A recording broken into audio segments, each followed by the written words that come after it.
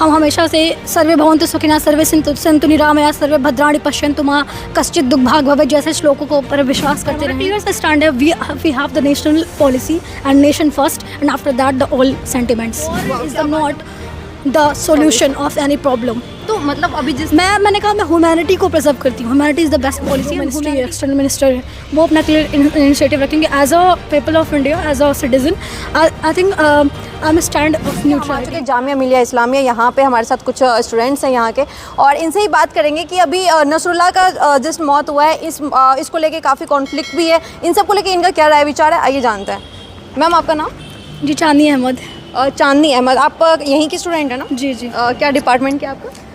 PG diploma TV journalism, Hindi department. Okay ma'am, जिस तरह से अभी नसरुल्लाह की मौत पे इसे बताया जा रहा है, एक पक्ष के लोग हैं जो इनका साथ दे रहे हैं, सपोर्ट कर रहे हैं, वहीं दूसरे पक्ष के लोग हैं जो इसके अगेंस्ट में हैं, तो इसको लेके कैसे देखते हैं आप? जी मेरा साफ तौर पे मानना है कि हम एज अ नेशन और हमारा जो इंडिया है वो बहुत ही न्यूट्रल स्टैंड लेता है। हमारी जो फॉरेन पॉलिसी रही है स्टार्टिंग से ही, चाहे वो गुजराल डॉक्ट्रिन हो या फिर इंदिरा के टाइम पे फॉरेन पॉलिसी रही हो, हम बहुत ही न्यूट्रल तरीके से काम करते हैं। नेहरू जी के टाइम पे हमने नैम को फॉलो किया। मतलब जब इंडिया जब पूरा वर्ल्ड जो है दो ग्रुपों में डिवाइड था, मतलब कोई एक रसिया साइड, एक यूएसएसआर, एक यूएसए, एग्जैक्टली, तब हमने क्लियर स्टैंड लिया कि हम न्यूट्रल रहेंगे और अपने नेशनल इंटरेस्ट को देखते हुए स्टेप्स लेंगे। सो अभी हमारे जो फॉरेन मिनिस्टर है एस जयशंकर जी, वो अपना क्लियर इनिशिएटिव रखेंगे और हमारी इंडिया के जो मिनिस्ट्री है एक्सटर्नल मिनिस्टर है वो अपना क्लियर इनिशिएटिव रखेंगे as a people of India, as a citizen. I think I am stand of neutrality and I want to sovereign I want to stand with sovereignty. जिस तरह से अभी हमारे देश में ही शिया मुसलमान हैं, वो आप देख रहे हैं लगातार कि समाचार में, न्यूज़ में भी आ रहा है कि वो मतलब सड़क पे उतर चुके हैं, प्रोटेस्ट की बात कह रहे हैं, वो कैंडल मार्च निकालने की बात कर रहे हैं, तो उनके लिए क्या कहेंगे आप?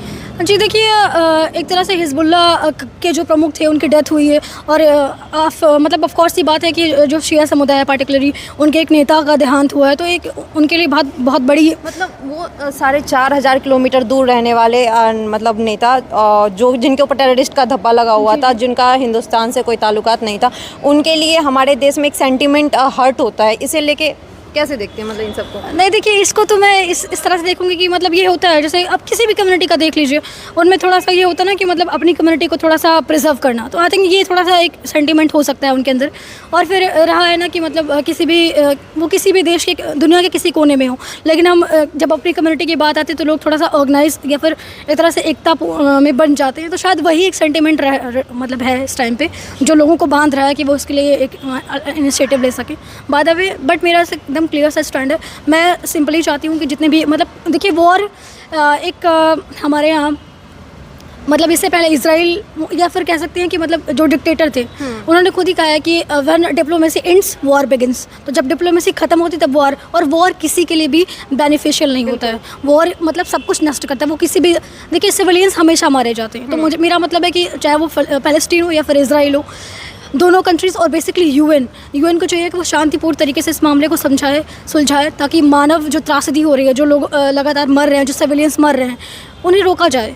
मतलब एक तरह से मतलब थर्ड वर्ल्ड कह सकते हैं, इसको थर्ड वॉर कह सकते हैं। तो मतलब एक तरह से मुझे लगता है कि यूएन को चाहिए कि वो शांतिपूर्ण तरीके से इसको सुलझाए ताकि पूरी दुनिया में शांति स्थापित रहे। हमारे साथ चांदनी अहमद हैं जो कि खुद एक मुसलमान हैं और इस तरह से क्लियर स्टैंड रख रही हैं, और ये जो फॉरेन पॉलिसी की बात कर रही है वो भी काफ़ी न्यूट्रल होकर कर रही हैं। ये नेशनल इंटरेस्ट को फर्स्ट में रख रही हैं, सेकंड में ये रीजनल टच को रख रही हैं। मैम, जिस तरह से लोग अभी इस चीज़ को लेकर लगातार भड़काऊ भाषण दे रहे हैं, सड़क पर उतर रहे हैं, उनमें मतलब क्या लग रहा है कि उन्हें कौन भड़का रहा है, उन्हें किस चीज़ की कमी लग रही है, उन्हें क्या बताना चाहेंगे आप? देखिए, मैं सबसे पहली बात तो मार्च और ये जो लगातार लोग प्रोटेस्ट कर रहे हैं, तो देखिए उनका राइट बनता है, फंडामेंटल हमारे यहाँ राइट है कि we can express to ourself. लेकिन इससे ऐसा नहीं होता है कि जैसे जिन्ना भी एक तरह से पहले भड़का रहे थे चीज़ों को, फिर बंटवारा हो गया देश का, तो वैसे ये अगर सेंटिमेंट भड़कता है, जो मतलब कहीं और कुछ हो उसका सेंटिमेंट यहाँ भड़कता है, तो हमारे देश में भी ऐसी चीज़ें होंगी? देखिए, मेरा मानना सिंपल से है कि अगर वो प्रोटेस्ट कर रहे हैं और उन्हें लग रहा है तो वो उनकी इंडिविजुअलिटी है। मैं उन्हें उनके अपोज में नहीं जाऊंगी कि वो नहीं कर सकते, पता भी उनकी इंडिविजुअलिटी एंड वे एक कॉन्स्टिट्यूशनल कंट्री में रह रहे हैं जहाँ पे कॉन्स्टिट्यूशन अपर लेवल पे है, तो मतलब वो उनका राइट बनता है, दे कैन प्रोटेस्ट। बट अगर सेंटिमेंट की बात रही तो फिर वो उनका मतलब ये इंडिविजुअलिटी और क्या कहते हैं एक पब्लिक व्यू पे नहीं जाऊँगी। जब लेकिन ये नेशनल की बात आ जाए, राष्ट्र में लगातार एक साथ एक संगठन के रूप में लोग इकट्ठा आए और खुद को बोले कि मैं सिया मुसलमान हूँ, मैं ये कर रहा हूँ, या फिर ये बोले कि हर घर से हिजबुल्लाह निकलेगा, ऐसी सब बातें, ऐसे सब नारे लगे, तो फिर क्या कहना चाहेंगे? देखिए, क्योंकि बतौर पत्रकार आप भी खुद ये सब कर रही हैं, तो देखिए इस पे मेरा साफ सा स्टैंड है कि मेरे हिसाब से नेशनल इंटरेस्ट फर्स्ट होना चाहिए, जो कि हमारी पॉलिसी रही है। हमने नाम को फॉलो किया, हम किसी गुट में नहीं बटे। हम हमेशा से सर्वे भवन्तु सुखिनः सर्वे सन्तु निरामया सर्वे भद्राणि पश्यन्तु मां कश्चित् दुःखभाग् भवेत् जैसे श्लोकों को पर विश्वास करते रहे हैं। और हमारा क्लियर सा स्टैंड है, we have the national policy and nation first and after that the all sentiments. वाह, क्या बात है, मतलब सुन के बहुत अच्छा लग रहा है। और मुझे लगता है कि ये सब बातें उन्हें भी सुनना चाहिए जो लोग ये बार बार कह रहे हैं कि जो मुसलमान हैं वो इस चीज़ का मतलब बहुत शोक मना रहे हैं कि हमारे देश से 4,500 किलोमीटर दूर कोई हिजबुल्लाह का जो चीफ है वो मारा जाता है इस चीज़ को लेकर। लेकिन ऐसा कुछ नहीं है। आप जैसे कि देख सकते हैं, मतलब क्लियरली स्टैंड है इनका कि अगर हमारा देश इन चीज़ों को सपोर्ट नहीं करता तो हम भी इन चीज़ों को सपोर्ट नहीं करेंगे। और वैसे ही टेररिस्ट को लेके, जैसे उन्हें टेररिस्ट, कुछ लोग उन्हें कहते हैं कि वो फ्रीडम फाइटर है, कुछ लोग कहते हैं वो टेररिस्ट है, नरसुल्ला, तो इसको लेके आप क्या मानते हैं? देखिए वो उनका अपना अलग अलग मैंने फिर से कहा कि मैं इंडिविजुअल, क्योंकि आप पढ़ाई करी हैं इस चीज़ को, तो आप उसे कैसे मानते हैं कि एक टेररिस्ट या फ्रीडम फाइटर? नहीं, मैं तो देखो, मैंने कहा ना, मैं क्लियर स्टैंड लेना चाहूँगी इस पे, क्योंकि वो अलग अलग लोगों के विजुअल्स है। और जहाँ तक हिजबुल्लाह की बात रही तो फिर वो जैसे अब जो शिया समुदाय के लोग हैं वो उन्हें अपना हीरो मान रहे हैं, फिर दूसरी तरफ लोग उनको वो कर रहे हैं। तो बाय द वे मैं उस पर अपना बहुत ही न्यूट्रल रहना चाहूँगी। मैं ना उनको हीरो मानती हूँ और ना ही मैं उनको ये कहूँगी कि वो टेररिस्ट पर्सन, क्योंकि मैंने जो वहाँ के लोग हैं, जो वहाँ के रीजन के लोग, उन्होंने उससे मतलब एकदम करीब से देखा है। वो जान रहे हैं कि उनके कौन उसमें था, कौन अलग था, उनके पक्ष में कौन था, विपक्ष में कौन था। तो मैं उस पर बहुत ही क्लियर स्टैंड लेना चाहूँगी। अगर अमेरिका की बात करें, ब्रिटेन की बात करें, दुनिया भर के लोग उसे टेररिस्ट ग्रुप मान रहे हैं और वो टेररिस्ट एक्टिविटीज़ में भी ऐसे मिलते हैं। तो अगर हम ऐसे लोगों को भी टेररिस्ट कहने से डरे तो नहीं, देखिए वो बहुत अलग सी बात है। अमेरिका का सब लोग जानते हैं, ठीक है। अमेरिका एक बहुत ही मास्टर कंट्री है।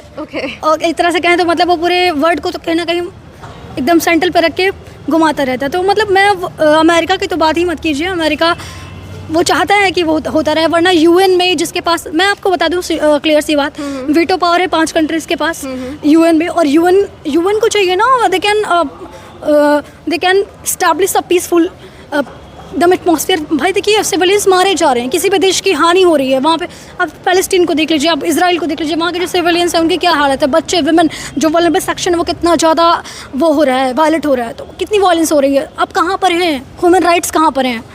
ठीक है, यूएन मैं बेसिकली चाहती हूँ कि यूएन को चाहिए कि वो बीच में आए, उसको मतलब बिल्कुल शांतिपूर्ण तरीके से उसको समझौता कराइए। War is the not the solution of any problem. तो मतलब अभी मैंने कहा मैं ह्यूमैनिटी को प्रिजर्व करती हूँ। Humanity is the best policy and humanity, इंसानियत पहले है, धर्म उसके बाद में है और देश तो उसके बहुत बाद में है। तो पहली बात तो ह्यूमैनिटी पे हमें ध्यान देना चाहिए और we should to establish the peaceful atmosphere in the world. Humanity, national, then religion. और जो रिलीजन को लेके, चूँकि हमारा देश भी इसी पॉलिसी को अपनाता है और देश ये भी कहता है हमारा कि जो भी टेररिस्ट एक्टिविटी होती है हम उसके बिल्कुल खिलाफ हैं जी। मतलब इन चीज़ों को लेके देश भी क्लियर स्टैंड रखता है, आपका भी क्लियर स्टैंड है। और इन सब को लेके हमारे साथ कुछ और स्टूडेंट हैं, उनसे भी बात करते हैं। चूँकि आप महिला हैं और लड़की होने के नाते जिस तरह से आपने क्लियर स्टैंड रखा, वाकई में काबिले तारीफ़ है। और इसी चीज़ को लेके सर आप इन चीज़ों को कैसे देखते हैं? इजराइल पैलेस्टीन वॉर हो रहा है और इन सब में कहीं ना कहीं ये भी बातें कही जा रही है कि अमेरिका कहीं ना कहीं प्रॉफिट ले रहा है क्योंकि वो हथियार सप्लाई कर रहा है, बेच रहा है, इन सब को लेकर। देखो मेरी राय जो है वो इन्हीं की जैसी है। जैसे आपने कहा कि आप मुसलमान कम्युनिटी से बिलोंग करते हैं, मुस्लिम्स, तो बेसिकली हम लोग मुस्लिम के साथ साथ इंडियन भी हैं। और हम लोग जो इंडियंस हैं, हम लोग का पहला होता है कि भाई आप न्यूट्रल, जब हमारी कंट्री न्यूट्रल है उस पक्ष को लेके, वहाँ पर जो जंग हो रही है फ़िलिस्तीन और इजराइल की, वो बेसिकली आज से नहीं 7 अक्टूबर 2023 में गाज़ा ने पहली बार इजराइल पे हमला किया था जेरूसलम में। जेरूसलम का जो वो उनका मैटर वो बहुत पुराना है, ठीक है। जो बैतुल मुक़द्दस है उसको बहुत पुरानी ये हिस्ट्री है, क्रूसेड्स होते रहे हैं, ठीक है। लेकिन स्टार्टिंग जब 7 अक्टूबर 2023 को गाज़ा ने पहली बार इजराइल पर हमला किया, फिर उसके बाद इजराइल ने गाज़ा पर किया, बीच में सीरिया का इन्वॉल्वमेंट, फिर उसके बाद इराक़ का इन्वॉल्वमेंट, फिर ऐसे लेबनान का इन्वॉल्वमेंट और अब हम देख रहे हैं कि इराक़ का इन्वॉल्वमेंट, इसमें आ है। तो एज अ इंडियन हम तो भाई चाहते हैं कि जो वहाँ पर हो रहा है, जो कत्लेआम हो रहा है, सबसे पहले हम ह्यूमैनिटीज़ के अगर परसेप्शन से देखें तो वहाँ पे बहुत गलत हो रहा है। चाहे फ़िलिस्तीनी कोई मर रहा है तो बहुत गलत उनके साथ हो रहा है, क्योंकि वो भी इंसानियत के नज़रिए से हम सोचिए देखें। ये बात कि हिंदुस्तान में रह के बहुत सारे जो मुस्लिम हैं, मुस्लिम कम्युनिटी लोग, वो उनका साथ दे रहे कम्युनिटी हैं। है सिया। आपका कहने का मतलब है कि सिया कम्युनिटी की उनके साइड है। तो मैं आपको बता दूं कि सिया कम्युनिटी जो हिजबुल्लाह ग्रुप है वो basically Iraq is a Siya community country, और उनकी जो सिया कम्युनिटीज़ की अपनी लोगों से इराक के साथ एक दिली वो है, तो वो इराक के साथ खड़े हुए हैं। वो कत्लेआम जो वहाँ पे हुआ है, हिजबुल्लाह जब वहाँ पे एक नसरुल्लाह की डेथ हुई, इराक ने वहाँ पे स्टैंड लिया और 90 से ज़्यादा मिसाइलें दागी इज़राइल पर, जैसा कि अभी न्यूज़ में आया हुआ है। तो उसमें बेसिकली वो सिया कमेटी अपने इराक के लिए खड़ी हुई है। जबकि इराक के लिए, जब आप कह रहे हैं कि इराक के लिए खड़ी हुई है, लेकिन ये बताइए कि हज़ारों किलोमीटर दूर हम लोग रह रहे हैं, इस सेंटिमेंट को भड़काने से या फिर सड़क पर उतरने से या इतने मतलब हमारे देश में शांति को भंग करके ये चीज़ करने से क्या उन्हें प्रोटेस्ट करने की बिल्कुल आज़ादी है भारत में। हर आदमी इसका प्रोटेस्ट कर सकता है। हाँ। लेकिन आप किसका प्रोटेस्ट कर रहे हैं वो आपको समझने की ज़रूरत है।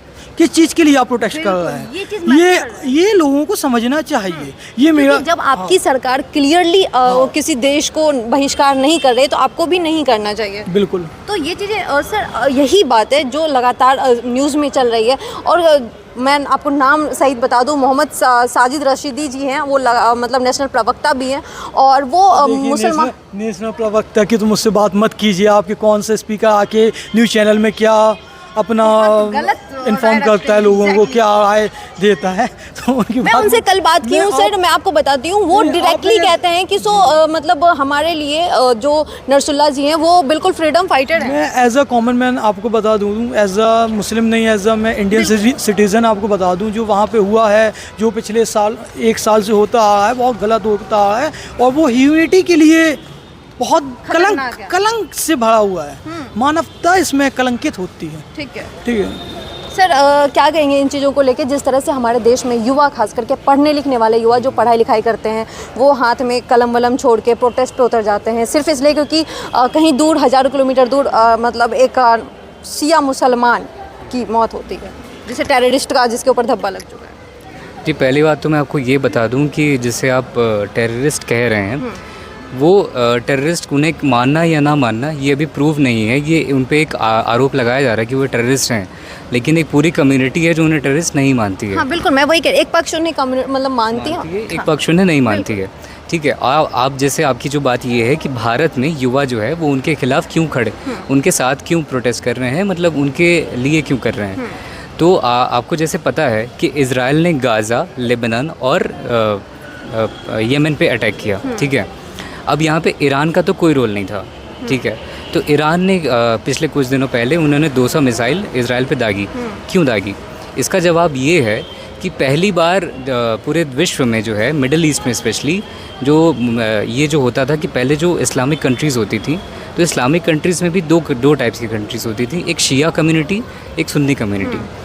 पहली बार ऐसा हो रहा है कि पूरी Muslim community as a unity खड़ी हो रही है। तो ईरान ने जो इज़राइल पे मिसाइल्स दागे हैं, ये उस यूनिटी का प्रमाण है कि all Muslims are one and we are there for every Muslim, be it Sunni और बी इट शिया। तो हिंदुस्तान में ये जो प्रोटेस्ट चल रहा है, असल में उनका कहना भी यही है कि वो अपने धर्म के लिए खड़े हो रहे हैं कि उनके धर्म के नाम पे अगर किसी इंसान की हत्या होती है तो वो ये सहन नहीं करें। लेकिन किसी इंसान की अगर बात करें, किसी ह्यूमन की बात करें तो हम बात कर सकते हैं, लेकिन जब बात करते हैं हम किसी टेररिस्ट की, किसी ऐसे टेररिस्ट की जो कि एक संगठन चलाता है और वो लगातार लोगों पे, वो directly country as a country नहीं, बल्कि इसराइल तो एज अ कंट्री वॉर कर रहा है, बट ये एक संगठन वाइज वॉर कर रहा है, चाहे हमास हो, हिजबुल्लाह संगठन हो, अलग अलग।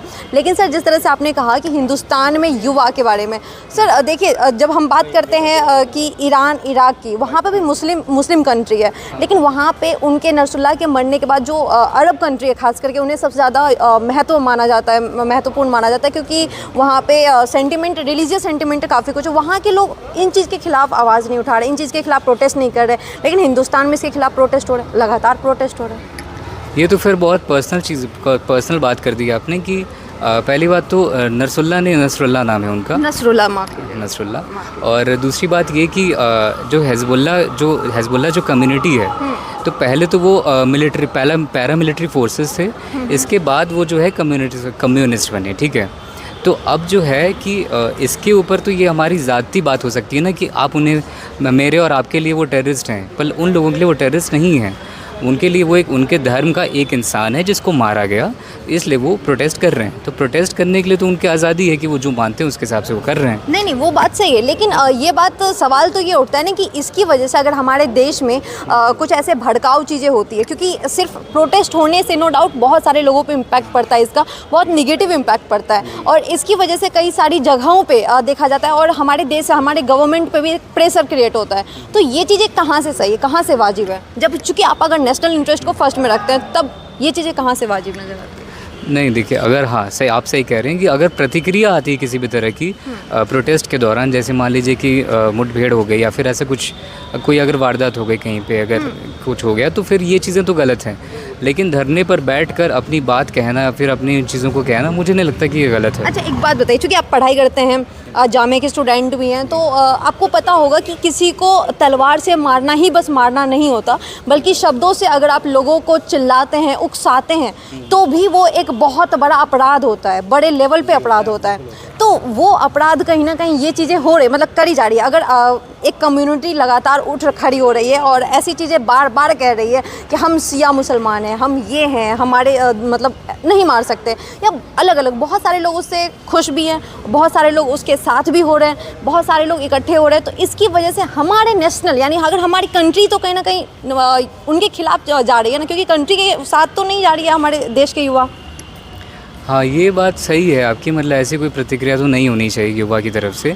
मतलब अगर इसको अगर एक मौके की तरह देखा जा रहा है कि इसमें लोगों को भड़का के उन्हें कुछ और लेकर लिया जाए, तो ये तो बात गलत है। और ये चीज़ें हमारे लिए भी, हमारे देश में भी टुकड़े टुकड़े जैसी चीज़ें होंगी, इवन दूसरे को फ़ायदा होगा, हमारे लिए तो नुकसान ही है, हम एक दूसरे में बटेंगे।